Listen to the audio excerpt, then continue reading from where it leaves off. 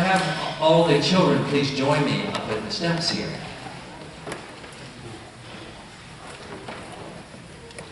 Come on forward.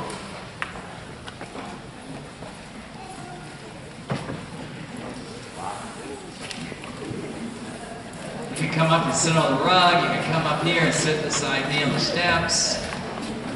Excellent. You can go to your mama and she's up here. Oh, nice suits, nice shoes, and dresses. Come on up. Some of you can sit on here on the floor so you can see me. So first of all, let me ask, and I don't think many of you can say yes to this question, but how many people saw Jesus Christ Superstar when we did it last weekend? Yay. That was an amazing experience for our parish. Put on the whole play, the whole musical, which is about Jesus' last week of earthly life. And, you know, I'm going to ask, actually, can you all sit down there on the rug? Because I don't want to talk to the back of your heads. So can you all go there and look at me? I didn't think this out well, did I? There you go. Great. So my mind has been a lot on that play that we did. And I began thinking, you know, when we would come together at Christmas time and worship together, we always do something, especially at the children's service. What do we do at Christmas time? We put something on. What? A pageant, a Christmas pageant. We always do Christmas pageants. Do you ever remember an Easter pageant? I don't either. And I don't know why that is. Because, good.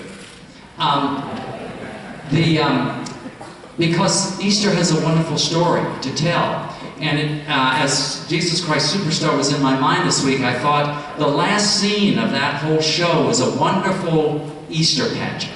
And so I want, for those of you who weren't here, to see a little bit about it. Yes?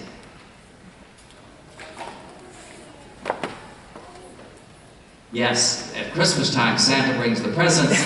At Easter time, the Easter Bunny brings the eggs. Okay, now I'm going to talk to you a little bit about this play, because it was about Jesus' death, and the whole church went dark, except for one light on this crucifix. And as we gazed at that crucifix in the darkness, we heard Jesus' last words on the cross. And he said, the last thing he said was, "Into your hands, O Father, I commend my spirit." And then everything went dark. It was complete darkness. And during that darkness, Jesus, who was played by our own choir director, Scott Crandall, came up from behind the altar and laid on top of it. Would you like to see him do that again?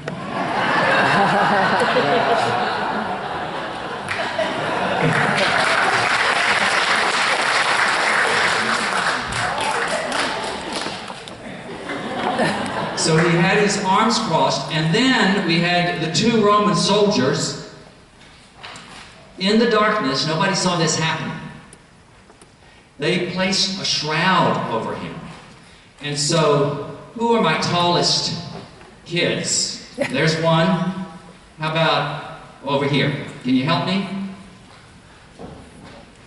So if one of you grabs one end of this, and one of you grabs the other,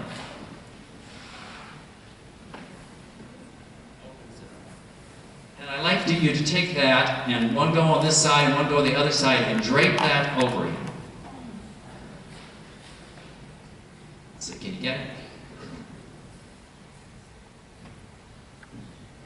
I think you need a lot more down this way, don't you? Okay, that's good enough. Okay.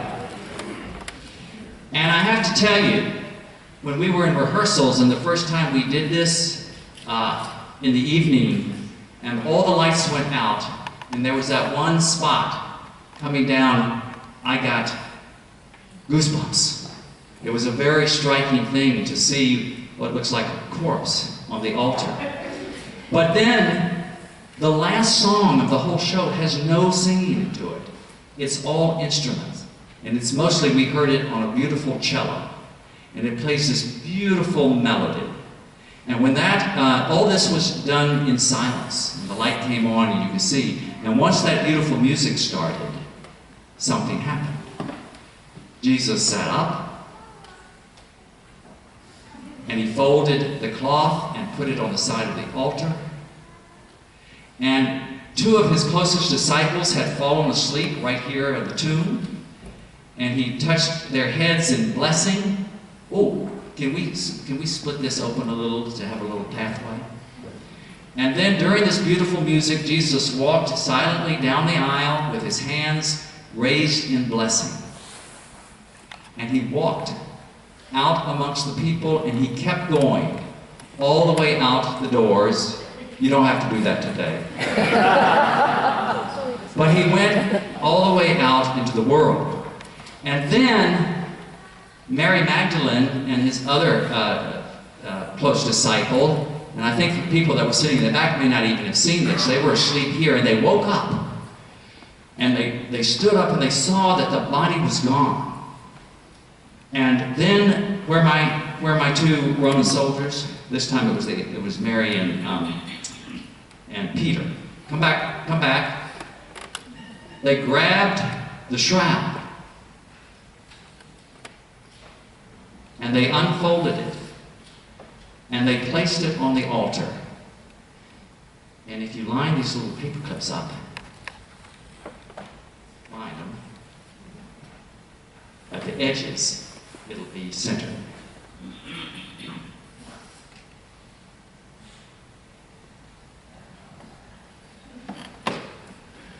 Pull yours so that the paper clip comes to the very edge there.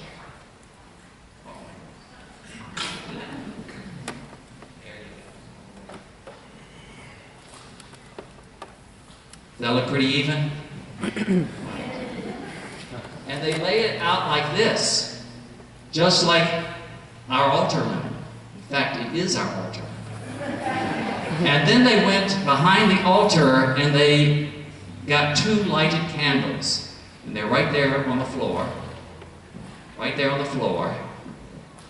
And they lifted those up and they placed them on the ends of the altar. Right here. And right here. Beginning to look like church. And they came forward, come around the altar, right here on the top step. And they faced the altar, come together, and they bowed in reverence. And then they turned around. And as they did that, Mary Magdalene grasped Peter's arm. And she gasped because she saw Jesus out in the world. And as the beautiful music came to its last notes, they walked out together, again, down the center aisle. You don't have to do it because we want you to stay. And they followed Jesus out into the world. So good job. Thank you.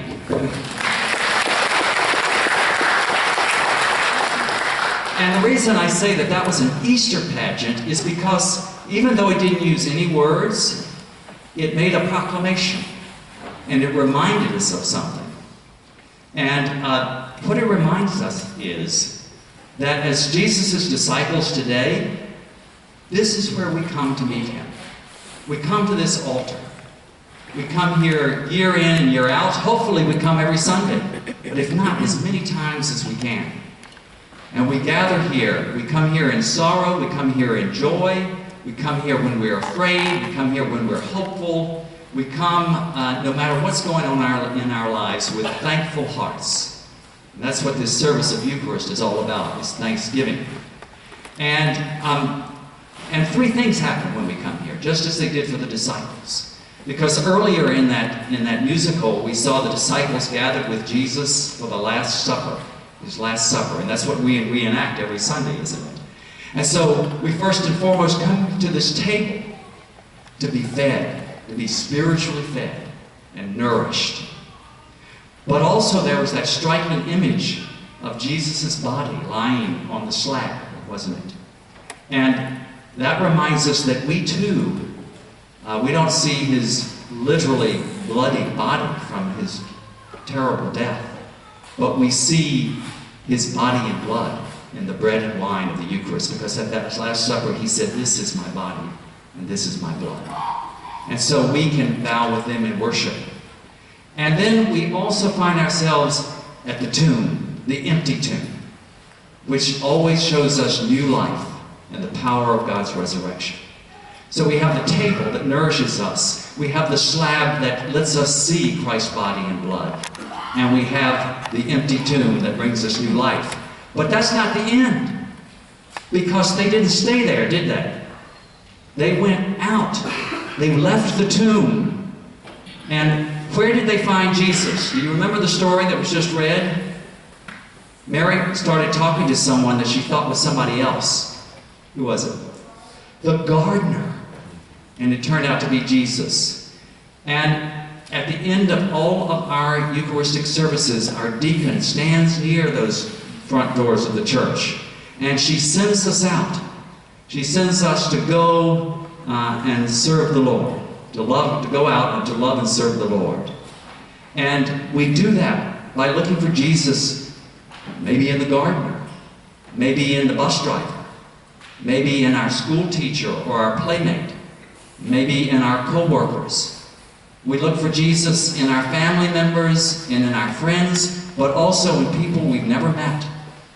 We look for Jesus out in the world, in the poor, those who have nothing to eat, who are living on the streets, those who are afraid of what their future will bring. In everybody we encounter, we look for Jesus. And that's how we remain with him, because he's always leading us on and out. So we come to the table, to the slab, and to the tomb, to be fed, to worship Christ's body and blood, and to experience new life.